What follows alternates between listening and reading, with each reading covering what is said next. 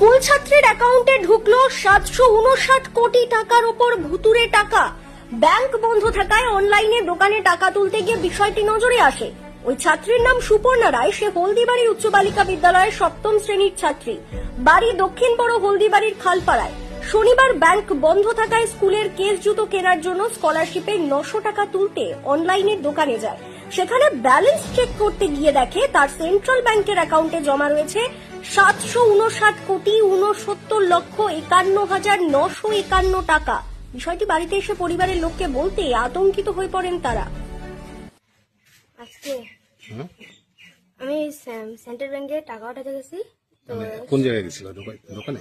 হ্যাঁ, অনলাইনের দোকানে তো গেছি। ঘন্টায় বলছে কত টাকা আছে? কত টাকা বলছে? 7 কোটি। 7 কোটি। মানে অনেক বেশি টাকা আছে। বেশি টাকা বলছে নাকি? হ্যাঁ, তুমি কি টাকা কত টাকা উঠাতে গেছিল? আমি 800 টাকা উঠাতে গেছি। 800 টাকা? তোমার এটা কিসের অ্যাকাউন্ট? এটা সেন্ট্রাল ব্যাংক, মানে কিসের টাকা ঢোকে ওখানে? স্কুলের টাকা। স্কুলের টাকা? নতুন অ্যাকাউন্ট? হ্যাঁ, এর আগে পাইছিল স্কলারশিপ না এবারই?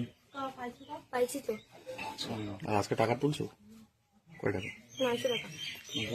কত করে ঢোকে তোমার ওখানে? আমার 800 টাকা করে ঢুকে।